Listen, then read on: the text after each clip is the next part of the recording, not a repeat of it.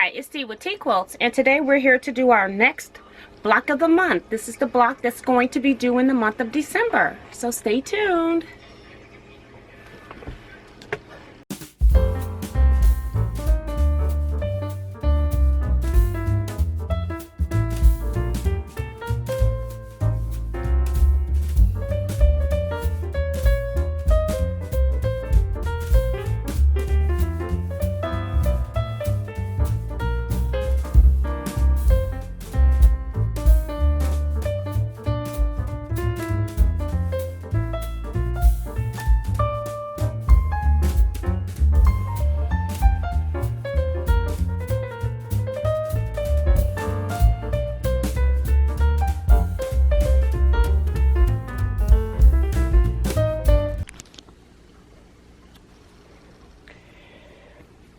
So this block is a little different this month. This is the only block that's not a scrappy block. You're actually going to pick just two fabrics. You're going to pick a fat quarter of a black tone-on-tone print, or you can use a solid black. Just make sure that it's 100% cotton. Also, we're going to pick a fat quarter of a bright print. So you want bright colors, not dark browns. We want yellows, orange, lime greens, bright purples, fuchsia pinks. So we want bright colors to be in this section. And this is our block here. I have been seeing different various blocks online. I don't know the actual name of this block, but I'm calling it Midnight Star. This block is going to finish 16.5 inches square. So, what do we need to cut for this block? We're going to start with the background fabric. We need one square, 4 1/2 inches. The next one, we need 8 4 1/2 by 2 1/2 inch rectangles. And then we need 24 2 1/2 inch squares. From your bright print, you're going to need 4 rectangles that are 6 1/2 by 4 1/2. You're going to need 4 squares that are 4 1/2 inch square. And then the final thing, you're going to need 4 squares that are 2 1/2 inch square. So I'm going to set up our first sewing step, and I'll be right back. Alright, so I have my prints that are 4 1/2 by 6 1/2 and my 4 1/2 inch square. So I have 4 of each of these, and to all of them we're going to do what I'm about to tell you. So for all of your 4 1/2 inch squares, you're going to put a square in 2 corners diagonally, right sides together. You can draw a line corner to corner, and then you're going to sew on that line and cut off 1/4 of an inch away from your sewn line. You're going to do that twice on your squares. Over here on the rectangles, we're going to do 2 of these diagonally. The exact same thing. So from corner to corner, you can draw your line, and then you're going to flip these back. They're going to look like this. See if we can get these to stay. So they won't stay. Let's see. So you'll have something that looks like this, and then you're going to add 2 more of these onto the opposite corners, and you're going to do the exact same thing. So you do want to do diagonal corners first. It just makes it easier so you can sew 2 steps at one time. And then we're going to come back. So on the rectangles, we're going to put a square and do a snowball corner on all 4 corners, and over here we're only going to do it on 2. Now I want to show you how I am actually doing this, because I'm doing it a little bit different, because I'm going to be using the Doug Lico ruler, so I don't have to actually mark anything. So I am actually going to put this on here so that I can cut my 2.5 inch at my 2.5 inch square mark, which gives me my 1/4 inch for my seam allowance built in. And so when I do that, I'm just going to put a clip in this so that it doesn't move. And then I'm going to turn around and we're going to do the exact same thing on the opposite corner.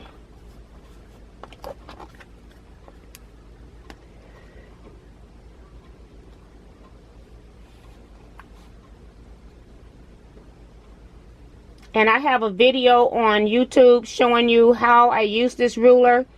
I also sell this ruler if you need it. I don't know if it's on my website, but if you don't see it on my website, you can just email me and I'll get it into the mail for you.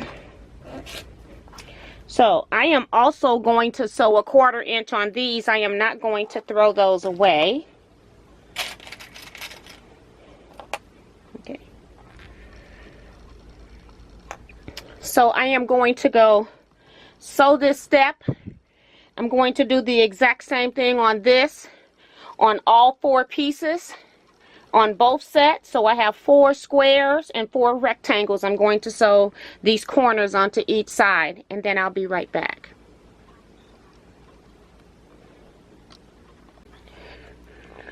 We're back from sewing, and what I have done is I have done some step sewing so we can continue this video without any breaks. We have sewn the 2 pieces on the opposite corners of our 4.5 by 6.5 inch rectangle. Remember, I used the Teaquilts ruler, so when I did that, I automatically had my pieces cut off. If you did the draw line diagonally through your square and you stitched on the drawn line, you need to take a regular ruler and put your 1/4 inch mark on the line that you stitched and then cut 1/4 inch. Okay, so I did that to both sides. And then next what you're going to do is you're going to press these over. So press these open. I did this with an iron, so you'll have something like that. And I have one here that I've already pressed.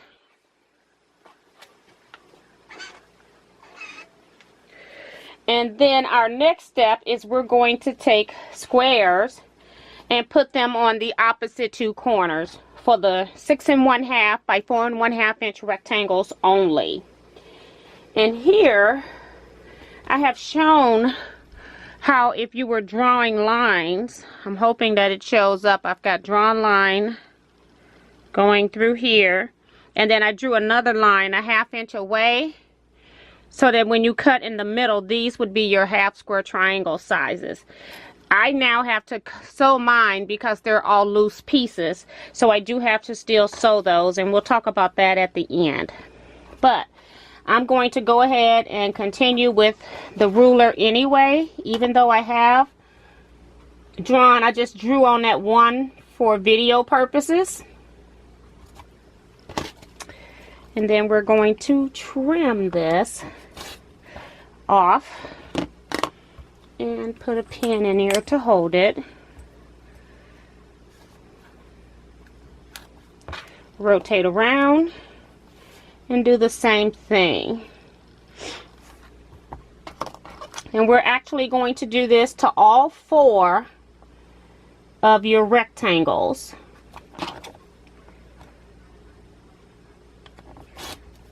Okay.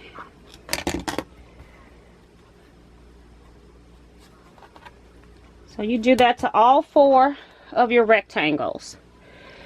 Then you're going to go sew those units, and you're going to have something like this. And again, you're going to press your seams open, and you'll have units that look like this. So you should have 4 units at the end that are exactly like this, and you're going to put those aside. Now we're going to work with the 4.5 inch squares.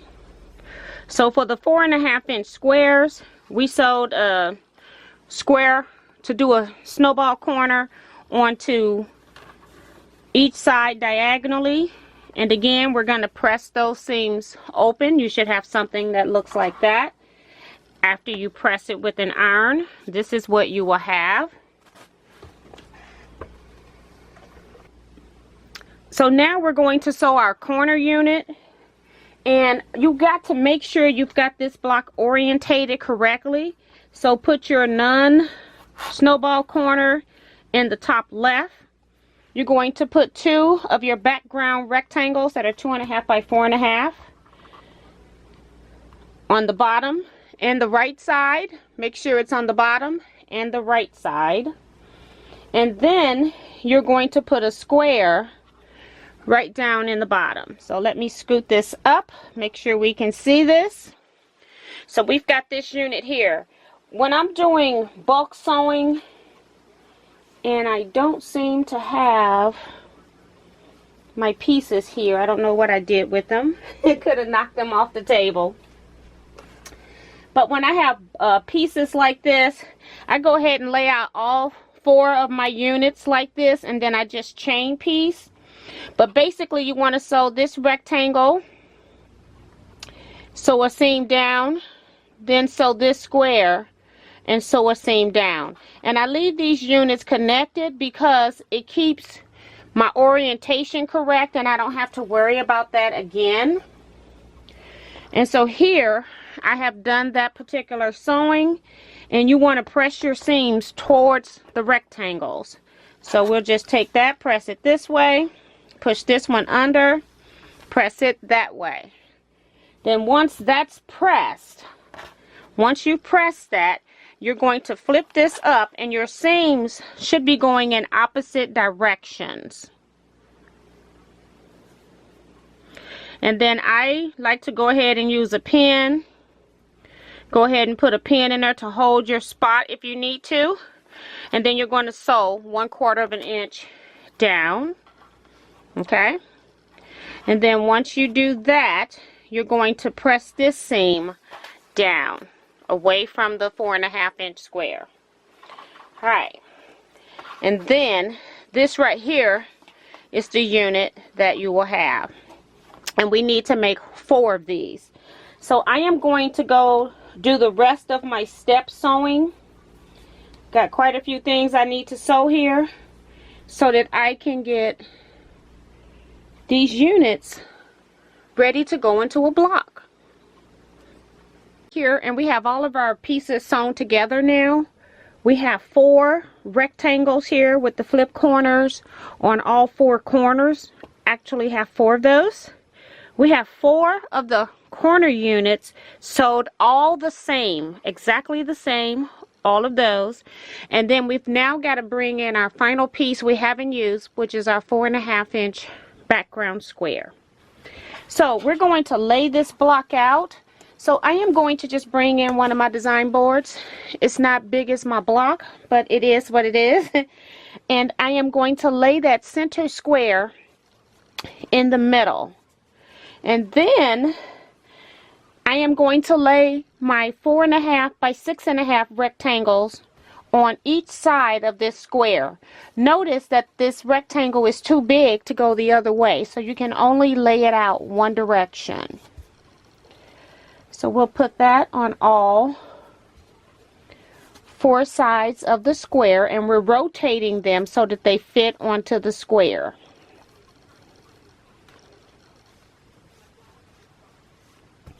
And it's going to hang off my board a bit because I don't have enough room here. So now we've laid out all 4 of those. And now we have our corner blocks. Now you could make a whole different block if you put the small square in the insides. But actually we want our small square to be placed where it is facing the outside.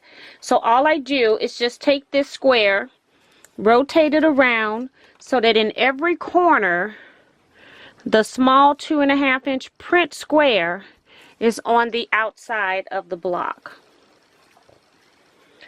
And here is our last one in place. And now if you've noticed, we've got 9 units. It's just uneven units, but we've got 9 pieces, so that's 3 in that row, 3 in this middle row, and 3 in the bottom row. So all we have to do now is just sew this like we would a 9 patch.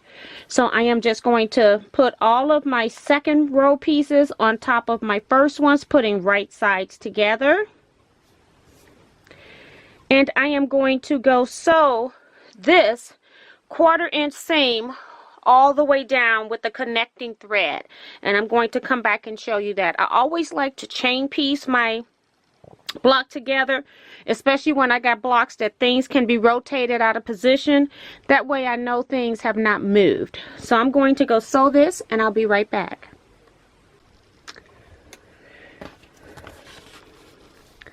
So we have sewn 1/4 inch on these pieces here, and they are still connected by a chain.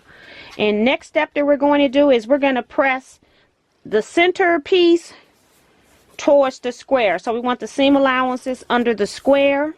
For your corner units, we want to put our seam allowances behind our corner piece. And the same thing down here on the bottom, want to put the seam allowance down here behind the corner piece. So I'll do that and be right back. So I have my units here now where I've pressed the center seam towards the center square. These seams are going out, and the reason why we're doing that is so that they will nest in the rows when we get to sew the rows together. But first, we've got to add these 3 pieces onto these pieces.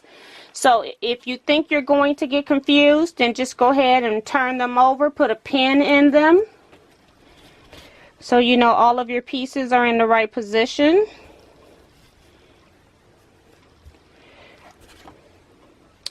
And we are going to sew 1/4 inch seam again, chain piecing through all 3 pieces. We're going to leave this unit connected. We're going to sew all 3 seams and then press the seams in the same manner. I'm going to press the center seam under the square, press these corner units towards the corner units. So I will do that and be right back. Alright, we're back, and I have sewn my other row onto here, and I have pressed, and I just want to flip this to the other side so you can see what it looks like on the back as far as how I've been pressing these seams.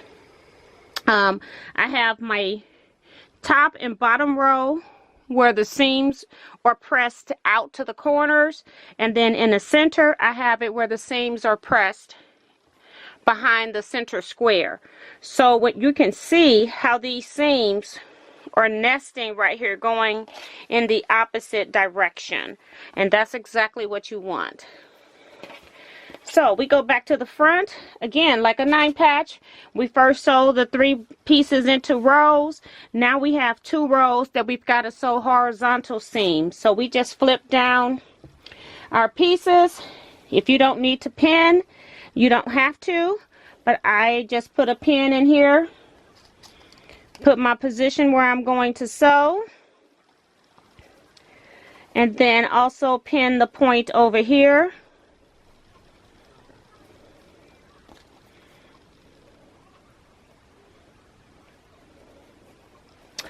And then ideally when you're sewing these units together, you're going to have a little overlap here of your snowball corner, but when you sew that seam, it should be right at the 1/4 inch, and that is also going to make match points as well. But I don't need to put a pin in those, so I'm just going to go ahead and lift under here and go ahead and pin my other sections together. I'm pinning the bottom row to the middle now at my block intersections from my units, and I'm going to go sew this seam here first, flip over, and then sew the second seam. So I'm going to do that, and then my block will be completed. I'll be right back. Alright, we're back, And I just wanted to come and show you that I have my pieces sewn. I have not pressed anything, but I do want to show you that if you want to get perfect points, your stitch should go right across where these seams are intersecting off of this center block, the rectangles. This 1/4 inch going across should meet right in the middle of that. If you're inside of it, you're cutting your point off. I'd rather you be outside of it than inside, because the block can be squared up. And when you press it, I'm going to go press it, and then I'm going to show you the match points. And I'm pressing towards the center square. Pressing my seams towards the center square. Okay. So here is where I was talking about you don't want to lose your points right here. And then just rotating all of those around. And then notice on the outside, you should have an extra 1/4 of an inch left. That's so when you sew the block into the quilt top setting, however you choose to sew them, you've got this. If you cut this off and then you go sew this into a block, you're going to chop off your point. So please do not square this block up to the point where you don't have the 1/4 inch seam out here. I almost rather you do not square these up and let the person that wins them decides if they want to square them up or not. So I just wanted to show you my block. I also, while I was sewing, made a green one. And I also have this one here with the print. All right, very pretty block. How I plan to set these is to just put a sashing the same size as the block, which is 16.5 inch by 2.5 inch sashing here, and then I'm going to cut 2-inch scrappy pieces, or maybe pull just one particular fabric. And so that I will have a little cornerstone, and you'll have to imagine this last corner here. And you'll have to imagine this last corner. So I would use background fabric to put a sashing, and then I would have a different color 2.5 inch square right here. If you want, you could put 1 inch finished sashing, cut 1.5 inch by 16.5 inch, and then you cut 1.5 inch squares. So it just depends on what you want to do. I personally, with blocks this size, I would use 2 or 3 inch sashing for a block this size. So I will see if I can find a graphic from EQ to put on here for you guys, because I didn't have a layout on the page, so I'll put it on the screen in the video. So that's that for the blocks. And remember, I'm also making 3 blocks because I'm doing this for my quilt gill swap. I'm doing it for the Teaquilt swap, and then I'm also doing it so I'll have an extra block to do a setting with all the blocks at the end.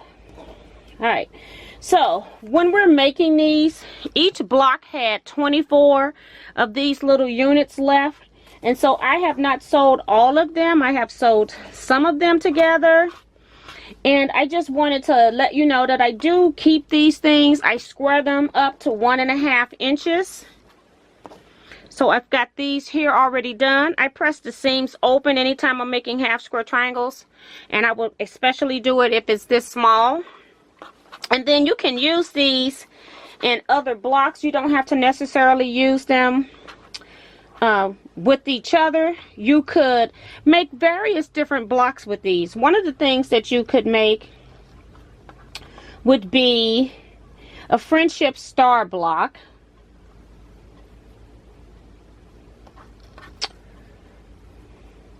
And then in the center, you could put another piece of fabric for your center square.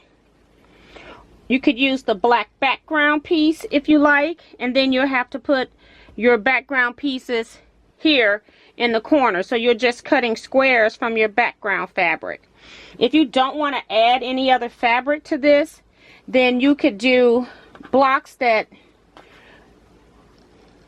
where the half square triangle prints meet up in the center on two sides, and then on the other side it does not. So you can make a little block like that. You could also make pinwheel blocks. So we're going to rotate 1/4 turn. We've got to put that in the center, So I always go to the one I have correct, and then I rotate 1/4 turn. This one, rotate 1/4 turn. So you can also make little pinwheel blocks. But there are so many different patterns that you can make from just half square triangles, and I'm just showing you just a couple of them in this, and you can figure out what you want to do with them in the end. You could turn them where all of your pieces are to the inside with the black background, or you can turn them where all of your pieces are on the inside with the print. So it kind of looks like a square in a square. So I always keep these, because even if I have just 24 of these, I could make 6 of these blocks. And this could be used as an extra block when I'm doing one of those orphan block quilts. They can be used as spacers. Sometimes I sew them into blocks. Sometimes I just leave all the half square triangles here, because maybe I just might want to do flying geese with them and do a row of flying geese. And so then I have that option. And then what if I want to reverse the geese? I also have that option. So if you don't sew them together, then you can see how you can make different designs by how you put these units together.